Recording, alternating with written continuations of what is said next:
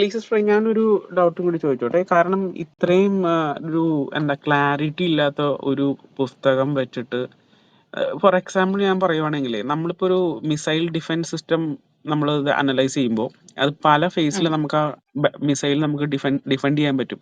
അപ്പോൾ ഈ ഉം, ഗൾഫ് വാറിന്റെ സമയത്ത് സ്കഡ് മിസൈലുകൾ ഇന്റർസെപ്റ്റ് ചെയ്യാനുള്ള ബുദ്ധിമുട്ടെന്ന് പറഞ്ഞു കഴിഞ്ഞാൽ അതിന് ഉം, ഗൈഡൻസ് ആക്യുറസി തീരെ കുറവാണ്. അപ്പൊ നമുക്ക് ട്രാക്കിംഗ് അൽഗോരിതം വെച്ചിട്ട് നമുക്ക് അതിന് ഇന്റർസെപ്റ്റ് പോയിന്റ് കാൽക്കുലേറ്റ് ചെയ്യാനോ അതിനെ ഇന്റർസെപ്റ്റ് ചെയ്യാനോ പറ്റത്തുണ്ടായിരുന്നില്ല. അതായിരുന്നു ഉം, ഗൾഫ് വാറിന്റെ സമയത്ത് അമേരിക്കൻസ് ഫേസ് ചെയ്തൊരു ചാലഞ്ച്. അതേ സെയിം പോലെ തന്നെയല്ലേ ഖുറാനും. കാരണം അതിനൊരു ക്ലാരിറ്റി ഇല്ല, പറയുന്നതിനകത്തൊരു കൺസിസ്റ്റൻസി ഇല്ല. അപ്പൊ എന്താ പറയുക, ഉം, നമ്മളൊരു കള്ളുകുടിയനോട് സംസാരിക്കുന്നത് പോലെ ഒരു വെളിവില്ലാത്ത ഒരു എന്താ പറയണേ ഒരു കൺസിസ്റ്റൻസി ഇല്ലാത്തതിനോട് നമുക്ക് ഡിഫെൻഡ് ചെയ്യാൻ പറ്റില്ല. കാരണം അവര് പറയണത് അവര് തന്നെ പറയുന്നില്ല.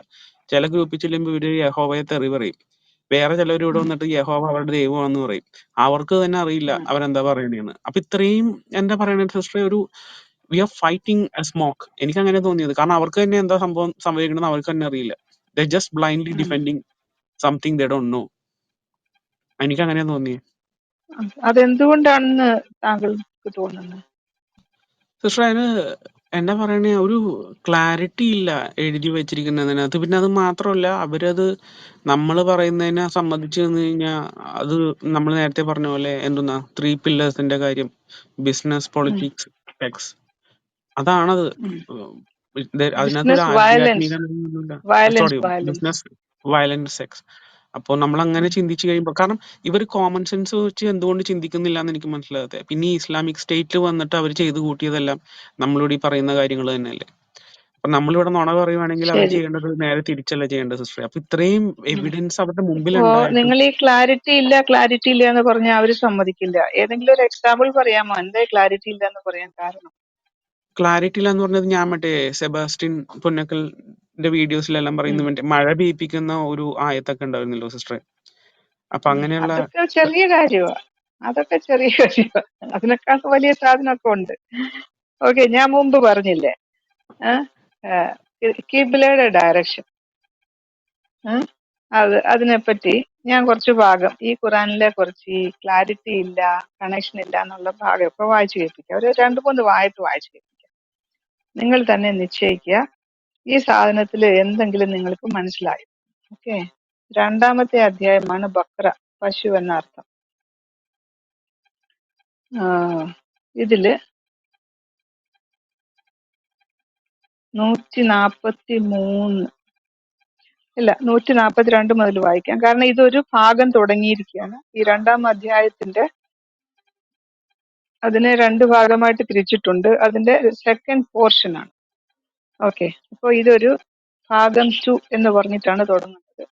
ഞാൻ നിങ്ങളെ ഒരു 3 ആയത്ത് വായിച്ചു കേൾപ്പിക്കാം. നിങ്ങൾ പറയൂ, ആ, ഒരു കൺസിസ്റ്റൻസി ഉള്ള ഒരു ദൈവമാണോ ഇതെന്ന് വായിച്ചു നോക്കിയിട്ട് പറയുക. 142-ാമത്തെ ആയത്തെന്ന് പറഞ്ഞാല് വഹി ഇറങ്ങിയ സാധനം.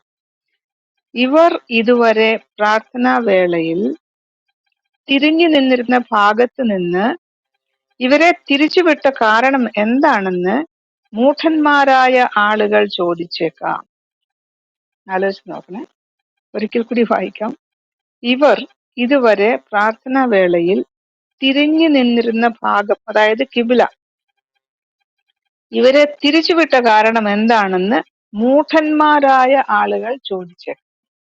അപ്പൊ ഒരു ചോദ്യം, ഇത്രയും നാള് നിങ്ങൾ വടക്കോട്ട് നോക്കി നിന്ന് നിസ്കരിച്ചു, ഇപ്പൊ എന്താ നിങ്ങൾ തെക്കോട്ട് തിരിഞ്ഞെന്നൊരു മനുഷ്യൻ ക്യൂരിയോസിറ്റി കൊണ്ട് ചോദിച്ചാൽ ഉടനെ അവനെ അള്ളാഹു മൂഢനാക്കി. ഓക്കെ, നബിയേ പറയുക, അള്ളാഹുവിൻ്റെത് തന്നെയാണ് കിഴക്കും പടിഞ്ഞാറുമെല്ലാം. അവൻ ഉദ്ദേശിക്കുന്നവരെ അവൻ നേരായ മാർഗത്തിലേക്ക് നയിക്കുന്നു. ഇതിന് കാരണം പറഞ്ഞു കൊടുത്തില്ല. എന്തുകൊണ്ടാണ് ഇത്രയും നാള് വടക്കോട്ട് നിന്ന് നിസ്കരിക്കാൻ പറഞ്ഞാൽ? 1 വർഷത്തോളം വടക്കോട്ട് തിരിഞ്ഞു നിന്നുകൊണ്ട് ഇവരെല്ലാം കുമ്പിട്ടു. വടക്കാണ് അവരുടെ ദൈവം ഇരിക്കുന്നതെന്ന് വിചാരിച്ചിട്ട്. പെട്ടെന്ന് പറഞ്ഞല്ലല്ലോ ഇനി തെക്കോട്ട് തിരിയാൻ പറഞ്ഞു. അപ്പൊ കുറെ മൂഢന്മാര് പോയി ചോദിക്കും, നിങ്ങൾ എന്താ ഇപ്പൊ തിരിഞ്ഞു നിൽക്കുന്നതെന്ന് ചോദിച്ചാൽ എന്താ? ആ, അല്ലാഹു അവൻ ഇഷ്ടമുള്ളവരെ, അവൻ ഉദ്ദേശിക്കുന്നവരെ നേരായ മാർഗത്തിൽ നയിക്കുന്നു. അതാണ് ഉത്തരം. ഉത്തരം കിട്ടിയില്ലേ? Very good. ക്ലാരിറ്റി പോയി. ക്ലാരിറ്റി. ഓക്കെ, ഇനി 143. അതിന്റെ ബാക്കി ഭാഗം.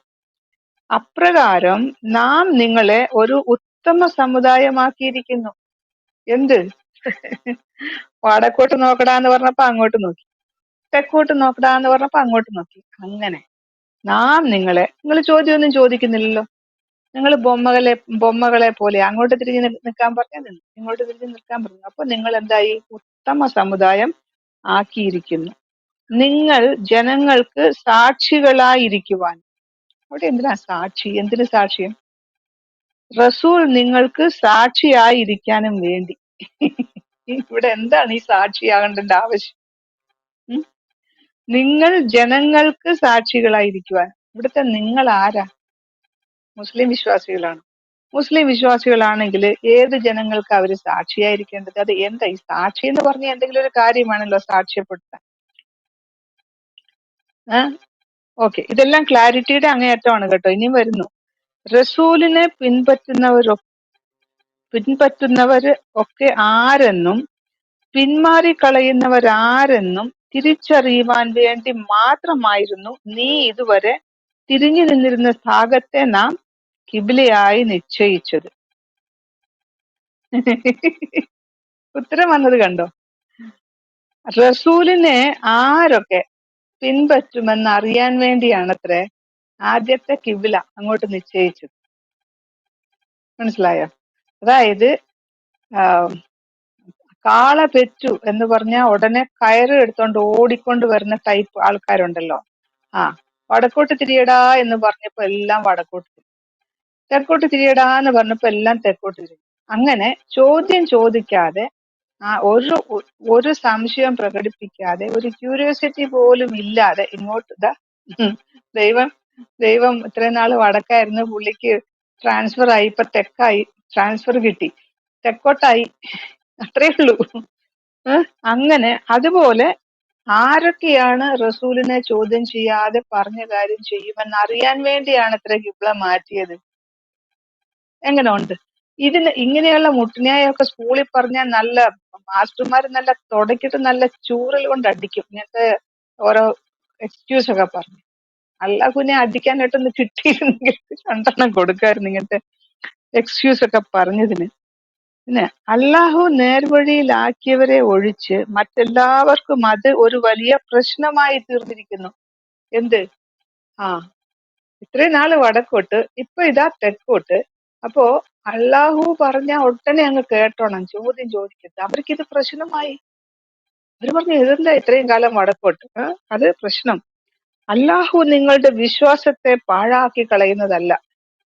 അതാണോ പറയേണ്ടത് ഇപ്പോ? നിശ്ചയമായും അല്ലാഹു മനുഷ്യരോട് അത്യധികം ദയുള്ളവനും കരുണാനിധിയുമാകും. എന്ത്? ചോദ്യം ചോദിക്കരുത്. You should not have an intelligence. You don't need to have any intelligence. നിങ്ങൾക്ക് ബുദ്ധിയുടെയോ ക്യൂരിയോസിറ്റിയുടെയോ അന്വേഷണം ഒന്നും ചോദിക്കാനൊന്നും പാടില്ല. ചോദിക്കാത്തവരോട് ഭയങ്കര കരുണയാണ്. ഇനിയാണ് നെക്സ്റ്റ് വരുന്നത് കേട്ടോ. 144. നബിയെ, താങ്കളുടെ മുഖം ആകാശത്തേക്ക് തിരിയുന്നത് നാം കാണുന്നുണ്ട്. അതിനാൽ നിനക്കിഷ്ടമാകുന്ന ഒരു കിബിലയിലേക്ക് നിന്നെ നാം തിരിക്കുകയാണ്. മനസ്സിലായോ? ഇത്രയും കാലം വടക്കോട്ടായിരുന്നു. ശീലം കൊണ്ട് പിന്നെ പുള്ളി വടക്കോട്ട് നോക്കും, പിന്നെ തലയെല്ലാം ചുറ്റിക്കറങ്ങി എവിടെയാടാ തെക്ക് എന്ന് അന്വേഷിച്ച് പിന്നെ തെക്കോട്ട് തിരിക്കും. ഇങ്ങനെ കുറെ ദിവസം തലയെല്ലാം ഇട്ട് ആട്ടിക്കഴിഞ്ഞപ്പോ അള്ളാഹു പറയാണ്, നിന്റെ മുഖം ആകാശത്തേക്ക് തിരിയുന്നത് നാം കാണുന്നുണ്ട്. അതിനാൽ നിനക്ക് ഇഷ്ടമാകുന്ന ഒരു കിബിലയിലേക്ക് നിന്നെ നാം തിരിക്കുകയാണ് എന്ന് പറഞ്ഞാല്, അന്ന് 360 വിഗ്രഹങ്ങളുള്ള ഈ ബഹുദൈവ വിശ്വാസികളുടെ ഈ അമ്പലം, ഈ കാബ എന്ന് പറയുന്നത് ഒരു അമ്പലമാണ്, ഒരു ബഹുദൈവക്കാരുടെ ക്ഷേത്രമാണ്. അപ്പൊ നിനക്ക് ഇഷ്ടമുള്ള, പുള്ളിക്ക് അതാ ഇഷ്ടം, പുള്ളിക്ക് അവിടെ ഇരിക്കുന്ന സാധനങ്ങളോട് അതിനോടാണ് ആഭിമുഖ്യം, വടക്കോട്ടല്ല. വടക്കോട്ട് നോക്കിയിരുന്നത് അവിടെ ഉണ്ടായിരുന്ന മദീനയിലെ യഹൂദന്മാരാണ്. അവര് യെരൂശലേമിലെ ദിശയിലേക്ക് നോക്കി അവര് പ്രാർത്ഥിക്കുമായിരുന്നു ദിവസം 3 നേരം. നമുക്കറിയാമല്ലോ, ദാനിയേൽ പ്രവാചകന്റെ പുസ്തകത്തിൽ അത് പറയുന്നു. അപ്പൊ ഇത്രയും കാലം അവരെ അനുകരിച്ചുകൊണ്ട് അങ്ങനെ ചെയ്തു. അപ്പൊ ഇതാ തെക്കോട്ടാക്കിയപ്പോ അള്ളാഹു പറയാണ്, നിനക്ക് ഇഷ്ടമാകുന്ന, പുള്ളിക്ക് ഇഷ്ടം ഉണ്ടായിരുന്നില്ല അങ്ങ് വടക്കോട്ട് നോക്കാൻ, ഇപ്പൊ ഇഷ്ടമുള്ള തെക്കോട്ട് തന്നെ നോക്കി. ആ ബഹുദൈവ അമ്പലത്തിലേക്ക് നോക്കിയിട്ട് നിന്നെ ഞാൻ തിരിക്കുകയാണ്. അള്ളാഹു ഇങ്ങോട്ട് തിരിച്ചു. ഇനിമേൽ താങ്കളുടെ മുഖം മസ്ജിദുൽ ഹറാമിന്റെ നേർ തിരിക്കുക. ഇനി നീ എന്ത് ചെയ്യണം? മസ്ജിദുൽ ഹറാം എന്ന് പറഞ്ഞാൽ വിലക്കപ്പെട്ട മസ്ജിദ്. മസ്ജിദ് എന്ന് പറഞ്ഞാൽ ഇവര് നിസ്കരിക്കാനും ഒക്കെ കൂടി വരുന്ന സ്ഥലം എന്നേ അർത്ഥമുള്ളൂ. അപ്പോ വിലക്കപ്പെട്ട ഈ മസ്ജിദുൽ ഹറാമിന്റെ അർത്ഥം ഞാൻ മറ്റു സ്ഥലങ്ങളിൽ പറഞ്ഞിട്ടുണ്ട്. മക്ക എന്ന് വിചാരിച്ചാൽ മതി, കാബ എന്ന് വിചാരിച്ചാൽ മതി. അപ്പൊ കാബയിലേക്ക് വേണം ഇനി നീ നോക്കാൻ, അള്ളാഹുവിന് സ്ഥലമാറ്റം കിട്ടിയത് കൊണ്ട്. പിന്നെ പറയാണ്, നിങ്ങൾ എവിടെ ഇരുന്നാലും അതിന്റെ നേർക്കാണ് നിങ്ങൾ മുഖം തിരിക്കേണ്ടത്. ഇനി പറയാ, ഇനി നിങ്ങൾ ലോകത്തിന്റെ എവിടെയാണെങ്കിലും, ഇന്ത്യയിലാണെങ്കിൽ പടിഞ്ഞാറോട്ട്, അമേരിക്കയിലാണെങ്കിൽ കിഴക്കോട്ട്, ഇങ്ങനെ എവിടെ ഇരുന്നാലും അതിന്റെ നേർക്ക് മുഖം തിരിക്കണം. വേദഗ്രന്ഥം നൽകപ്പെട്ടവർക്ക്, ഇനി ഇതാണ് ഇൻട്രസ്റ്റിംഗ്, വേദഗ്രന്ഥം നൽകപ്പെട്ടവർക്ക് ഇത് തങ്ങളുടെ രക്ഷിതാവിൽ നിന്നുള്ള സത്യമാണെന്ന് അറിയാം.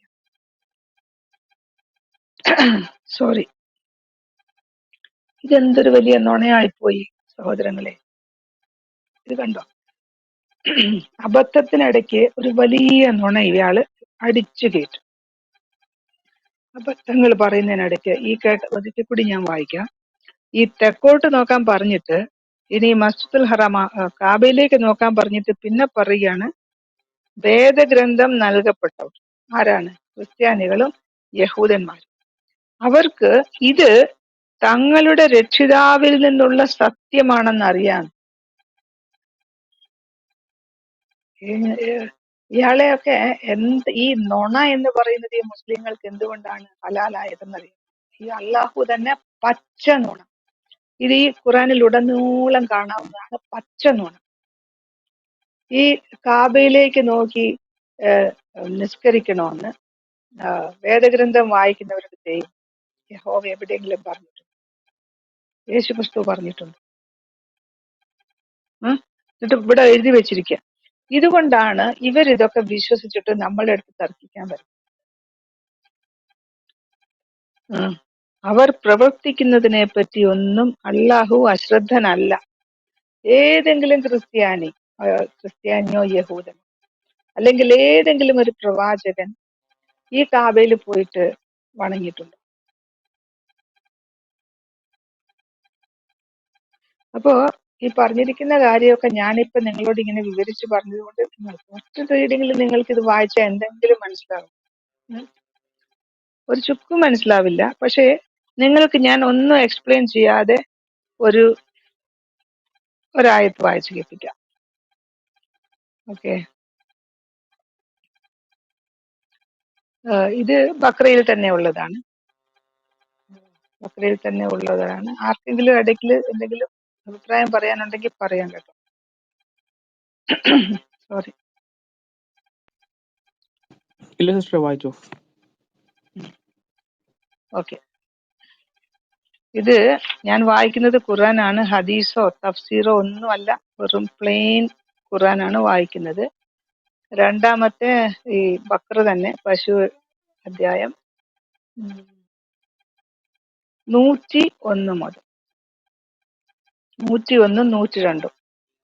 102 ഇത്തിരി നീളമുള്ള ഒരായത്താണ്. ഞാൻ ഐ വിൽ ജസ്റ്റ് റീഡ്. നിങ്ങൾ തന്നെ നിങ്ങൾ താഴെ ഇരിക്കുന്ന സഹോദരങ്ങളുടെ ഇത് കേട്ടിട്ട് നിങ്ങളൊരു വോട്ട് ഇടണം. ഇത് നല്ല സുവ്യക്തവും ക്ലിയറും വളരെ നല്ല ഉപദേശമാണ് എന്ന് നിങ്ങൾ ചിന്തിക്കുകയാണെങ്കിൽ നിങ്ങൾ അതിന് വോട്ട് ചെയ്യണം കേട്ടോ. അപ്പം ശ്രദ്ധിച്ചു കേൾക്കുക. 101. അവരുടെ പക്കലുള്ള വേദം ശരിവെച്ചുകൊണ്ട് അള്ളാഹുവിന്റെ ഒരു ദൂതൻ അവരുടെ അടുത്ത് ചെന്നപ്പോൾ ആ വേദക്കാരിൽ ഒരു വിഭാഗം അള്ളാഹുവിന്റെ ഗ്രന്ഥത്തെ യാതൊരു പരിചയവും ഇല്ലാത്തവരെ പോലെ പിന്നിലേക്ക് വലിച്ചെറിയുകയാണ് ചെയ്തത്. ഒരിക്കൽ കൂടി വായിക്കാം, ഒന്നുകൂടി ചിന്തിച്ചോളൂ. അവരുടെ പക്കലുള്ള വേദം ശരിവെച്ചുകൊണ്ട് അള്ളാഹുവിന്റെ ഒരു ദൂതൻ അവരുടെ അടുത്ത് ചെന്നപ്പോൾ ആ വേദക്കാരിൽ ഒരു വിഭാഗം അള്ളാഹുവിന്റെ ഗ്രന്ഥത്തെ യാതൊരു പരിചയവും ഇല്ലാത്തവരെ പോലെ പിന്നിലേക്ക് വലിച്ചെറിയുകയാണ് ചെയ്തത്. അടുത്തത് 102. സുലൈമാൻ നബിയുടെ രാജവാഴ്ചയുടെ പേരിൽ പിശാചുക്കൾ പറഞ്ഞു പരത്തിക്കൊണ്ടിരുന്നത് അവർ പിന്തുടരുകയാണ് ചെയ്തത്. സുലൈമാൻ നബി ദൈവനിഷേധം കാണിച്ചിട്ടില്ല. എന്നാൽ ജനങ്ങൾക്ക് ആഭിചാര വിദ്യ പഠിപ്പിച്ചു കൊടുത്തുകൊണ്ട് പിശാചുക്കളാണ്, ഇത് ഇവിടെ ഉള്ളത് ജിൻ എന്നാണ് കേട്ടോ എഴുതിയിരിക്കുന്നത്, ജിന്നുകൾ ദൈവനിഷേധത്തിൽ ഏർപ്പെട്ടു. ബാബിലോണിൽ ഹാറൂത്ത് എന്നും മാറൂത്ത് എന്നും പേരുള്ള രണ്ട് മലക്കുകൾ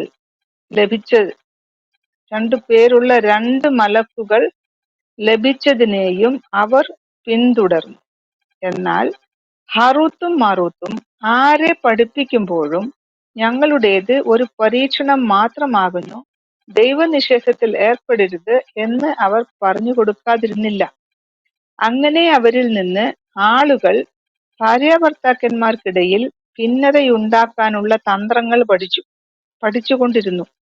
എന്നാൽ അള്ളാഹുവിന്റെ അനുമതി കൂടാതെ അതുകൊണ്ട് ആർക്കും ഒരു ദ്രോഹവും ചെയ്യാൻ കഴിയുമായിരുന്നില്ല. അവർക്ക് തന്നെ ഉപദ്രവമുണ്ടാക്കുന്നതും ഒരു പ്രയോജനവും ഇല്ലാത്തതുമായ കാര്യമാണ് അവർ പഠിപ്പിച്ചുകൊണ്ടിരുന്നത്. അത് ആര് വാങ്ങിയോ അവർക്ക് പരലോകത്ത് യാതൊരു വിഹിതവും ഉണ്ടാവില്ലെന്ന് അവർ മനസ്സിലാക്കി കഴിഞ്ഞിട്ടുമുണ്ട്. അവരുടെ ആത്മാവുകളെ വിറ്റ് അവർ വാങ്ങിയ വില വളരെ നികൃഷ്ടം. അവർ ഇത് ഗ്രഹിച്ചിരുന്നെങ്കിൽ അവർ വിശ്വസിക്കുകയും ദോഷബാധയെ സൂക്ഷിക്കുകയും ചെയ്തിരുന്നാൽ അല്ലാഹുവിൽ നിന്ന് ലഭിക്കുന്ന പ്രതിഫലം എത്ര ഉത്തമം. അവരിത് മനസ്സിലാക്കിയെങ്കിൽ. വളരെ ക്ലിയർ അല്ലേ സാധനം? ക്ലിയർ ആണോ അല്ലേ എന്നൊന്ന് പറയണേ. വളരെ ക്ലിയർ ആണ് സിസ്റ്ററെ, ഒരു തേങ്ങയും മനസ്സിലാവില്ല. വളരെ ക്ലിയർ ആണെങ്കിൽ യെസ് എന്നിടുക, ഒന്നും മനസ്സിലായില്ലെങ്കിൽ നോ എന്നിടുക. Please brothers.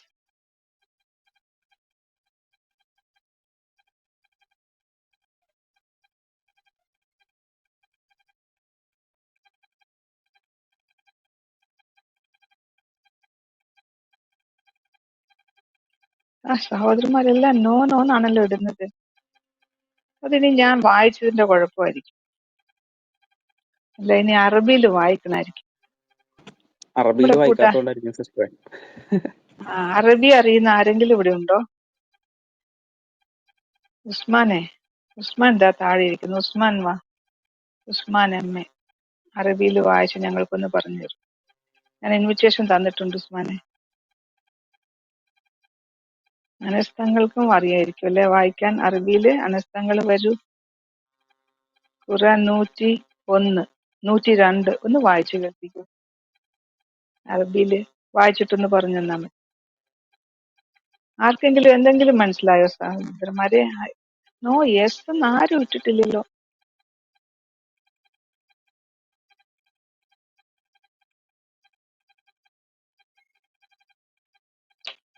ഖുർആൻ വളരെ ലളിതമല്ലേ?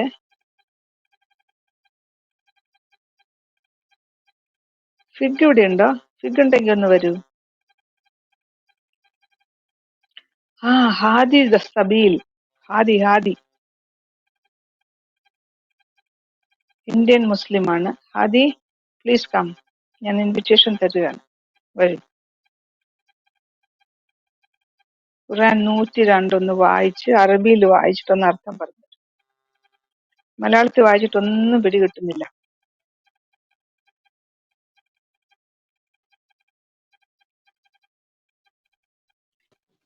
ഹാദി വരൂ. ഹാദി, നമ്മുടെ മുത്തുനബീന്റെ ബർത്ത്ഡേ അല്ലേ ഇന്ന്?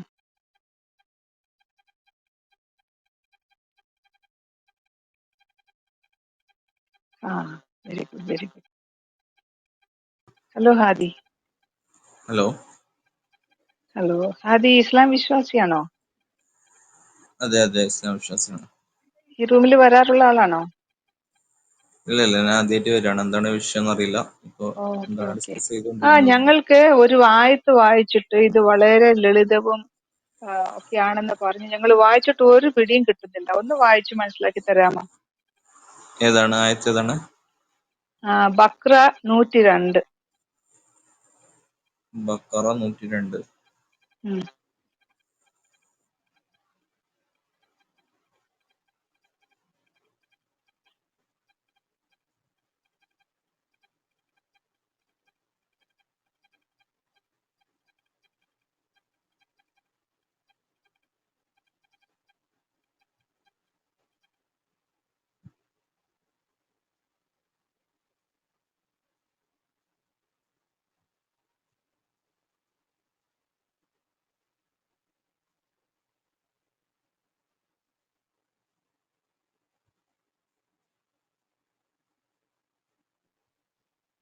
കിട്ടിയോ?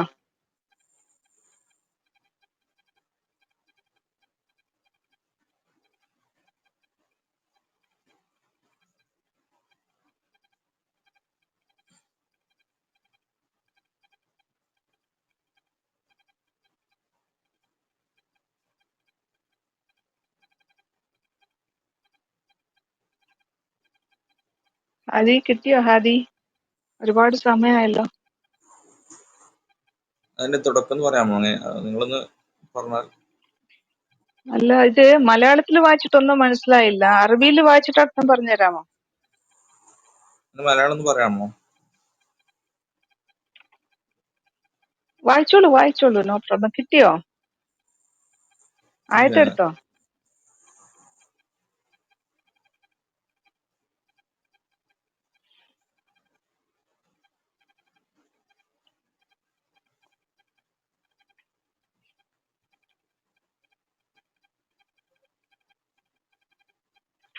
എടുക്കാൻ ബുദ്ധിമുട്ടാണോ? ഇല്ല, ഞാൻ ഫോണിൽ തന്നെ എടുക്കുന്നത്, അതുകൊണ്ടാണ് വെയിറ്റ് ആവുന്നത്. ഓഹോ, ഓക്കെ. നോബൽ ഖുറാൻ ഒക്കെ ഉണ്ടല്ലോ, വളരെ ഈസി ആയിട്ട് എടുക്കാം. മലയാളം ഏത്? നോബൽ ഖുറാൻ, NOBLE. അത് മലയാളത്തില് വേഗം ട്രാൻസ്ലേഷൻ, നല്ല ട്രാൻസ്ലേഷൻ. ഞാൻ കിതാബിൽ നിന്നാണ് വായിക്കുന്നത്. നിങ്ങളത് ജസ്റ്റ് നോബൽ ഖുറാൻ അടിച്ചു നോക്കിയിട്ട് ഈ ആയത്തിട്ടാ മതി. 2ന്റെ 102 മലയാളം എന്ന് എഴുതണം, ഇൻ മലയാളം. അപ്പൊ പെട്ടെന്ന് ഡൗൺലോഡ് ആകും.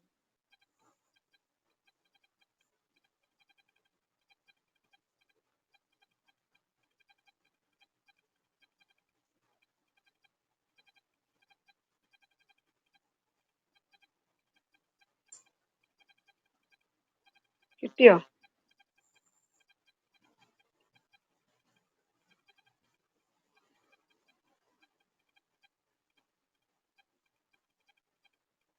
ഹലോ,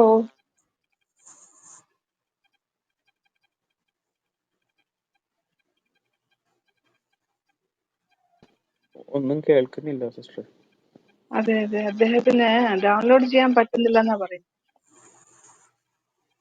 കിട്ടിയോ Hadi?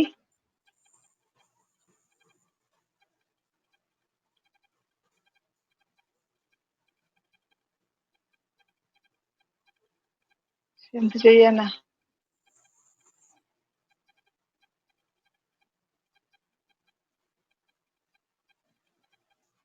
Hadi, what is the problem?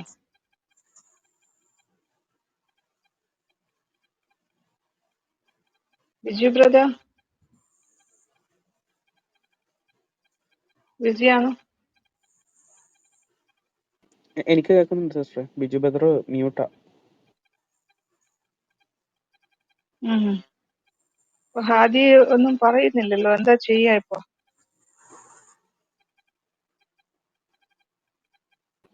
Sister, അങ്ങനെയാണെങ്കിൽ നമുക്ക് വേറൊരു ടോപ്പിക് പെട്ടെന്നൊന്ന് കവർ ചെയ്തിട്ട് വന്നാലോ ഇതില്? അല്ല, ഒരു മുസ്ലിം വിശ്വാസിയുടെ കയ്യിൽ നിന്ന് ഈ 102 കേൾക്കാൻ വലിയ ആഗ്രഹം ഉണ്ടായിരുന്നു. അതുകൊണ്ടാണ് ഞാൻ അദ്ദേഹത്തോട് തന്നെ ചോദിച്ചത്. ഓക്കെ, അദ്ദേഹം ഒന്ന് വായിച്ചിട്ട് അതിന്റെ അർത്ഥം ഒന്ന് പറഞ്ഞു തരുവാണെങ്കിൽ നന്നായിരുന്നില്ലേ? തീർച്ചയായിട്ടും.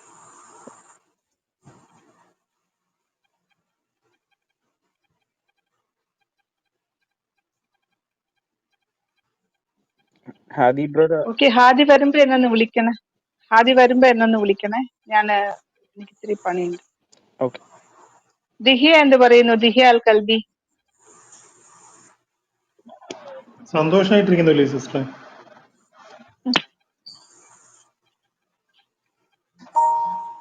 ഏപ്രിലിനെ തിരക്കി ഒന്ന് വന്നതാണ്. പുള്ളിക്കാരൻ എന്റെ ഫേക്ക് ഐ ഡിയിൽ ഇവിടെ കറങ്ങി നടക്കുന്നു. ആണോ? ഞാൻ നമ്മുടെ മമ്മദ് കൂട്ടുകാരന്റെ അടുത്ത് ചെല്ലുമ്പോഴത്തേക്കിന് പുള്ളി ജിബ്രിയിൽ വന്നു എന്നൊക്കെ പറഞ്ഞ് അടിച്ചിറക്കുന്നു എന്നൊക്കെ ഒരു പരാതി കേട്ടു. എന്നാലും എന്റെ പിള്ളേ, നിങ്ങള് ഞങ്ങളുടെ സഖ്യനെ കൊടുത്ത് 7 പെണ്ണുങ്ങളെ വാങ്ങിക്കൊണ്ട് പോയില്ല.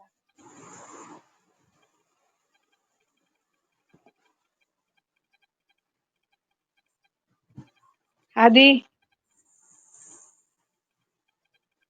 ആദ്യമായിട്ടാണ് ഇത് വായിക്കുന്നതെന്ന് എനിക്ക് തോന്നുന്നു. അതുകൊണ്ടാണ് ഒരു പിടി കിട്ടാത്തത് എന്നാണ് എന്റെ ഒരു തോന്നൽ.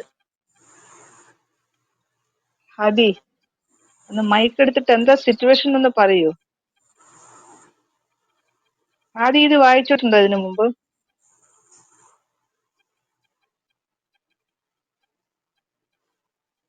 ഓക്കെ, രക്ഷകൻ വന്നിട്ടുണ്ട്. യൂനുസ്, വാ യൂനുസ്.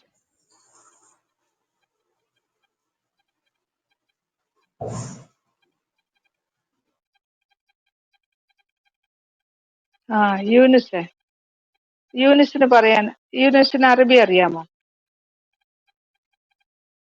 യൂനുസ്, ഇല്ല ഇല്ല അറിയില്ല. അറബി അറിയില്ല, മലയാളം അറിയാമോ? ഓ നല്ലോണം അറിയും. ഓക്കെ യൂനുസെ, ഈ ബക്ര 2-ാം അധ്യായത്തിന്റെ 101-ഉം 102-ഉം ഇത് വായിച്ചിട്ട് ഞങ്ങൾക്ക് ഒരു പിടി കിട്ടിയില്ല. ഇവിടെ ഹാദി എന്ന് പറഞ്ഞൊരു സഹോദരൻ വന്നു, അദ്ദേഹം മൈക്കേ എടുക്കുന്നില്ല. നിങ്ങൾ ഇതൊന്ന് വായിച്ചിട്ട്, അറബി അറിയാമെങ്കിൽ അറബി ബെസ്റ്റ്, അല്ലെങ്കിൽ മലയാളത്തിന്റെ തർജ്ജമ വായിച്ചിട്ട് ഇതിന്റെ അർത്ഥം ഒന്ന് പറഞ്ഞു തരൂ. ഇതെന്താ സംഭവം എന്നൊന്ന് അറിയാനായിട്ടാ.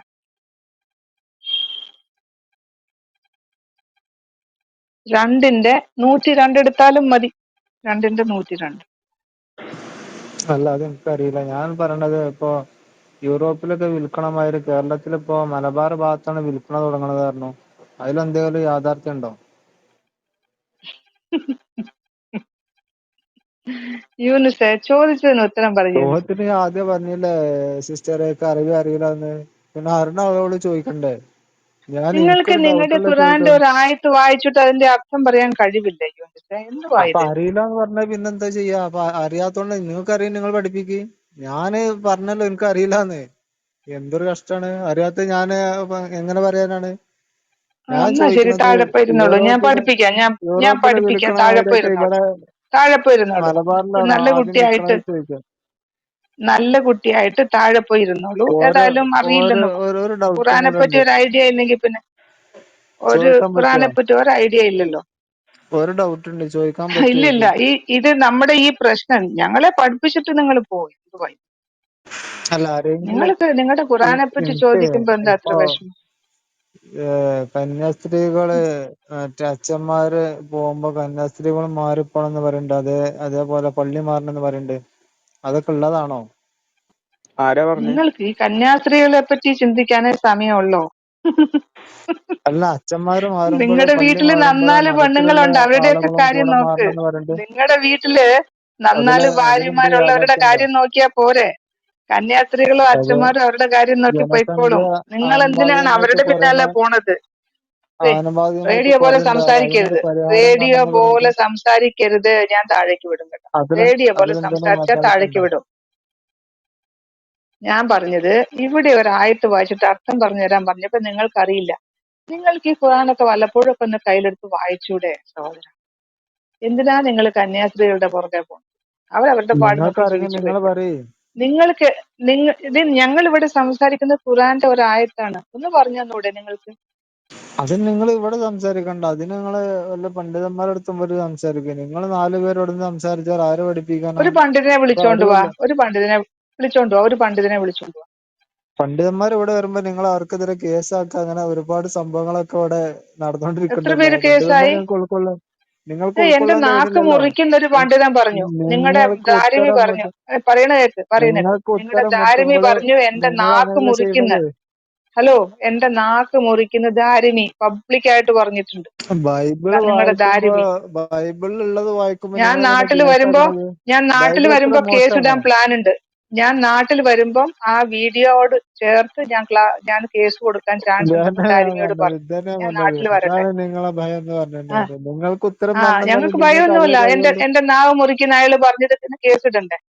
ഏഹ് ഒരാളെ എന്തുവാ ഒരു ഏതോ ഒരു സോഷ്യൽ മീഡിയക്കാരൻ ഒരാളുടെ ജാതി പറഞ്ഞ് ആക്ഷേപിച്ചു എന്ന് പറഞ്ഞിട്ട് ജാതിയൊന്നും പറഞ്ഞു പോലും ഇല്ല.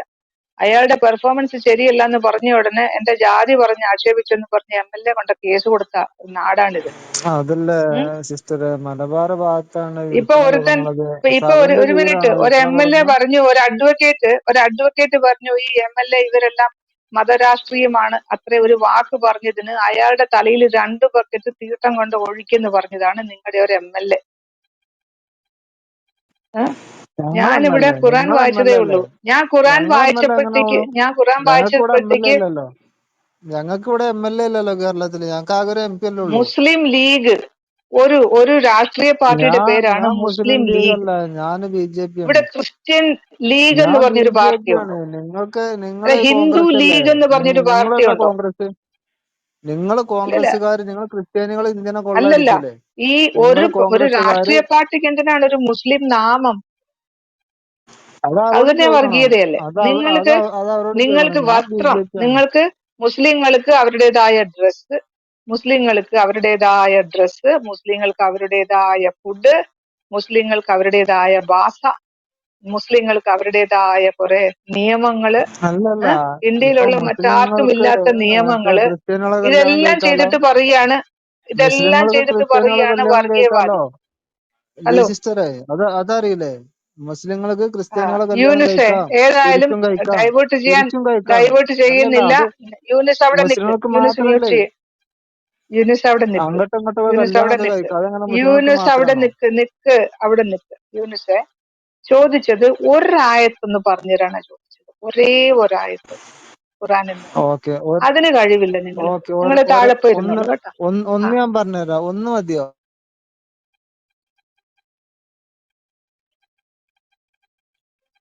അറിവില്ലാതെ വെറുതെ അവിടെ കന്യാസ്ത്രീകളുടെ മെക്കിട്ട് കയറാൻ. ഓക്കെ സഹോദരന്മാരെ, നിങ്ങൾ ആരെങ്കിലും സംസാരിച്ചോളൂ. മുകളിലേക്ക് ആർക്കെങ്കിലും വരണമെങ്കിൽ വരാം. ഇനി യൂനിസിനെ ഇപ്പൊ കേട്ടണ്ട, അപ്പൊ ഈ പഠിച്ചിട്ട് വന്നിട്ട് സംസാരിക്കുക കേട്ടാ. ഒരായത്ത് പറഞ്ഞുതരാൻ കഴിവില്ലല്ലോ. ഹാദി എവിടെയെങ്കിലും എത്തിയോ? ഹാദി എന്ന് പറഞ്ഞാൽ നിങ്ങൾക്ക് അതിന്റെ അർത്ഥം അറിയാമോ സുഹൃത്തുക്കളെ? വാട്ട് ഈസ് ദ ഇല്ല meaning of sister. Hadi? No. Hadi എന്ന് പറഞ്ഞാല് ബലിമൃഗം. അർത്ഥം കറക്റ്റായി ഇവിടെ വന്നപ്പോ. ഇവര് ഹജ്ജിനൊക്കെ അറുക്കുന്ന ബലി, അതിന്റെ പേര് അതിനെ വിളിക്കുന്നതാണ് ഹാദി.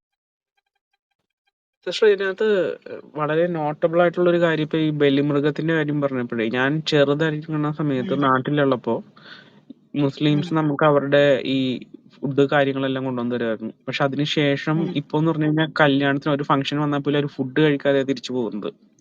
അപ്പോ ഉം, അതിന്റെ കൂടെ ഞാൻ സഫാരി ചാനൽ കണ്ടപ്പോ അതിനകത്ത് ഒരു പ്രോഗ്രാമിൽ പറഞ്ഞതാണ്, ഒരു ഷൂട്ടിംഗ് ലൊക്കേഷനിൽ ഉം, വെച്ചിട്ട് ഈവൻ നമ്മുടെ ഉം, മമ്മൂട്ടി ഇല്ലേ, മെഗാസ്റ്റാർ, അപ്പൊ ഇത് പഴയ ഒരു ഉം, മുസ്ലിം ഒരു ഡെത്ത് സീനാണ് അവർ ഷൂട്ട് ചെയ്തത്. അപ്പോ ഇവര് ഈ പർദ്ദ ഇട്ടിട്ട് കുറെ ആൾക്കാരെ കൊണ്ടുവന്നപ്പോ മമ്മൂട്ടി ഉം, പ്രൊഡക്ഷൻ കൺട്രോളർ, ആർട്ട് ഡയറക്ടറിനോട് ചോദിച്ചു എന്ന് പറഞ്ഞു, ആ സമയത്ത് കേരളത്തിൽ അങ്ങനെ ഇടത്തില്ല.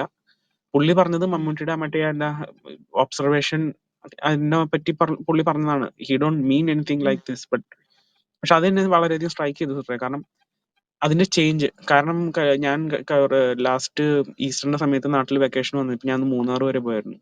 അവിടെ ചെന്ന് ഉം, കഴിഞ്ഞപ്പോ നമുക്ക് വളരെ ഇറിറ്റേഷൻ ആയിട്ട് തോന്നുന്നു. ഇറ്റ്സ് ടോട്ടലി ചേഞ്ച് നാട്ടില്.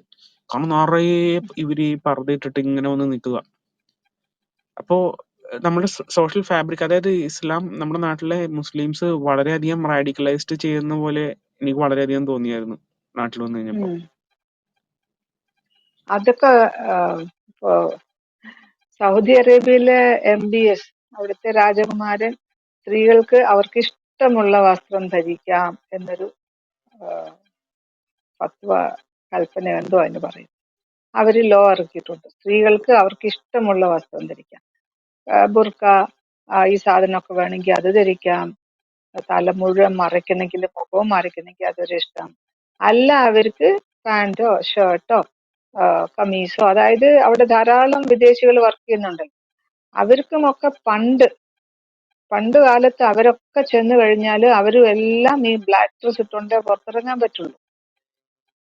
ഞാൻ കേട്ടിട്ടുണ്ട് ഈ സാരിയൊക്കെ ഉടുത്തുകൊണ്ട് അബദ്ധത്തിൽ ചിലപ്പോ ആരെങ്കിലും പുറത്തിറങ്ങിയാല് അവിടുത്തെ ഈ റിലീജിയസ് പോലീസ് അവരുടെ തലയിൽ ഒരു ചക്ര ഒരു ഒരു വയറുണ്ടല്ലോ, ഈ റബ്ബറിന്റെ, അതെടുത്തിട്ട് പള്ളക്കിട്ട് അടിക്കുന്നത് സ്ത്രീകളെ.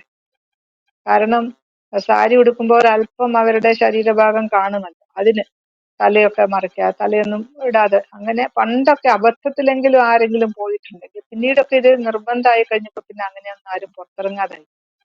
അപ്പൊ അത്രയ്ക്ക് സ്ട്രിക്റ്റ് ആയിരുന്ന രാജ്യത്ത് ഇന്ന് അവിടെ സ്ത്രീകൾക്ക് എന്ത് വേഷവും ധരിക്കാം. ഈ 2-3 മാസം മുമ്പാണ് അവിടെ ഒരു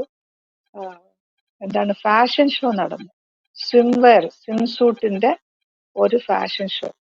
അതായത് പബ്ലിക് ഇടങ്ങളിൽ അവര് സ്വിമ്മിംഗ് പൂൾ ഉണ്ടാക്കാനും അവിടുത്തെ മുസ്ലിം സ്ത്രീകൾ അവര് സ്വിം സൂട്ടൊക്കെ ധരിച്ചുകൊണ്ട് അവർക്ക് ഇറങ്ങാനും ഒക്കെയുള്ള ഒരു ഇൻവിറ്റേഷൻ തന്നെയാണത്.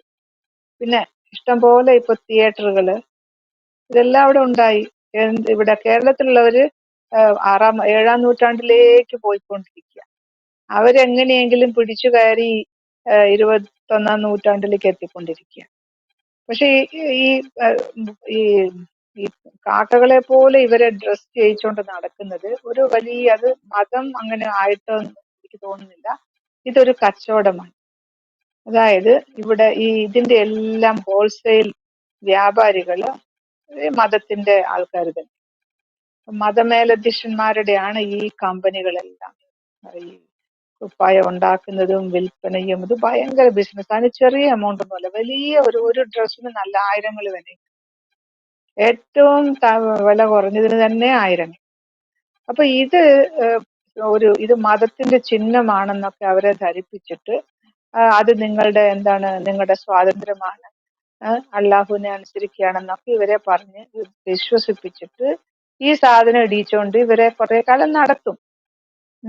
ഇപ്പൊ ഇതാ സോഷ്യൽ മീഡിയ ഒക്കെ വന്നു. ഇന്ന് അതായത് ഈ കേരളത്തിലെ എക്സ് മുസ്ലിമിന്റെ അവരുടെ അസോസിയേഷൻ ഉണ്ടാക്കിയപ്പോ ഒറ്റ ദിവസം 4 ലക്ഷമാണ് അവിടെ ചേർന്നത്. അതിപ്പോ നടന്നിട്ട് 2-3 വർഷമായി.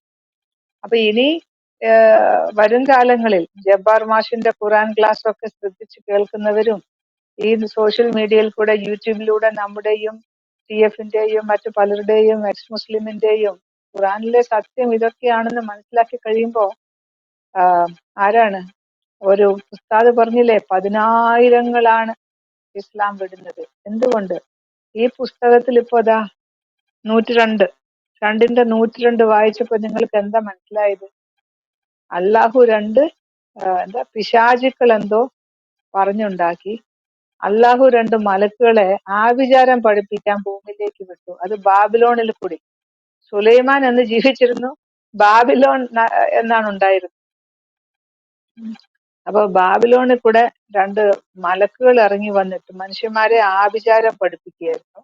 ആൾക്കാർ വേഗം വേഗം പോയിട്ട് ആഭിചാരം പഠിച്ചു. പക്ഷെ അത് അള്ളാഹുവിന് ഇഷ്ടമുള്ള, അള്ളാഹു പരീക്ഷിക്കുകയായിരുന്നു, അത് ആരെങ്കിലും പ്രയോഗിക്കുമോ എന്നറിയാൻ. ആഭിചാരം മനുഷ്യര് പ്രയോഗിക്കുമോ എന്നറിയാൻ വേണ്ടിയിട്ട് അള്ളാഹു 2 മലക്കുകളെ ഇങ്ങോട്ട് അയച്ച് അവരെ ആഭിചാരം പഠിപ്പിച്ചു.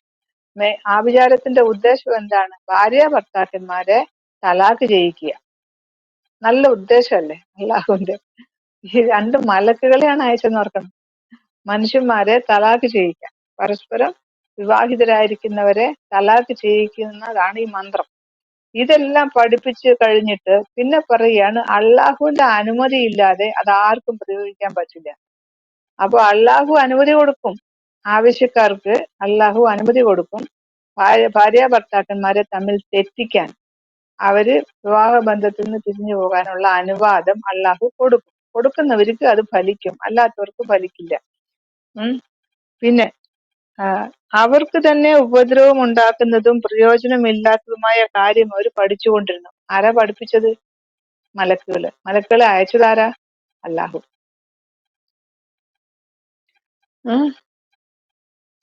അപ്പോ അള്ളാഹു തന്നെ 2 മലക്കിനെ അയച്ച് ബാബിലോണില് അത് ബാബിലോൺ ടവറിൽ കൂടി ഇവർ ഇറങ്ങി വന്നു എന്നാണ് ക്രിസ്ത്യൻ പ്രിൻസ് പറയുന്നത്. അതെനിക്ക് അറബി അറിയാത്തത് കൊണ്ട് എനിക്ക് അറിഞ്ഞുകൂടാ. അപ്പൊ ബാബിലോൺ നഗരത്തിലൂടെ ആ, സലോമോൻ രാജാവിന്റെ, അതായത് സുലൈമാൻ രാജാവിന്റെ കാലത്ത് ഇറങ്ങി വന്ന മലക്കുകളുടെ പണി ഇതായിരുന്നു. എന്താ പറയുക ഇതിനൊക്കെ? എന്താ പറയുക ഹാദി, ബലിമൃഗമേ?